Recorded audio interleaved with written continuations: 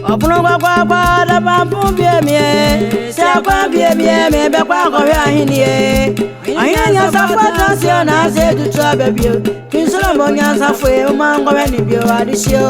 Opuno kwa da bampu biemie. Se akwa biemie me be kwa kowe ahinie. Anya safata se na se du trabebio. Kinsolo monya safwe umango ni bio adisio. Opuno kwa da bampu biemie. Se akwa biemie me be kwa kowe ahinie. Anya safata se na se du trabebio.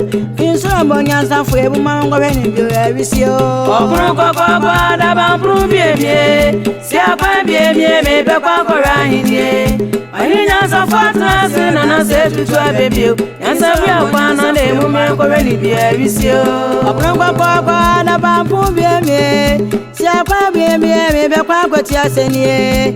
Anya safata se na se du trabebio. Kinsolo nyanza fwe obu atentrodo. Opuno kwa da bampu biemie. Se akwa biemie me be kwa kwati asenie. Anya safata se na se du trabebio. Kinsolo nyanza fwe obu atentrodo.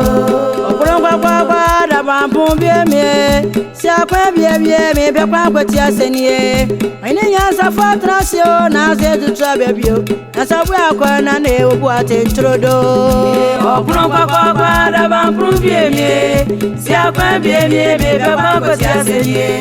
Anya safata se na se du trabebio. Yansa bia kwa na le obu atentrodo. Opuno kwa da bampu biemie. Se akwa biemie me be kwa kowe ahinie. Anya safata se na se du trabebio. Kinsolo monya safwe umango ni bio adisio. Opuno kwa da bampu biemie. Se akwa biemie me be kwa kowe ahinie. Anya safata se na se du trabebio. Yansa bia kwa na safwe umango ni bio adisio. Opuno kwa da bampu biemie. Se akwa biemie me be kwa kowe ahinie. Anya safata se na se du trabebio. Kinsolo monya safwe umango ni bio adisio. Opuno kwa da bampu biemie. Se akwa biemie me be kwa kowe ahinie.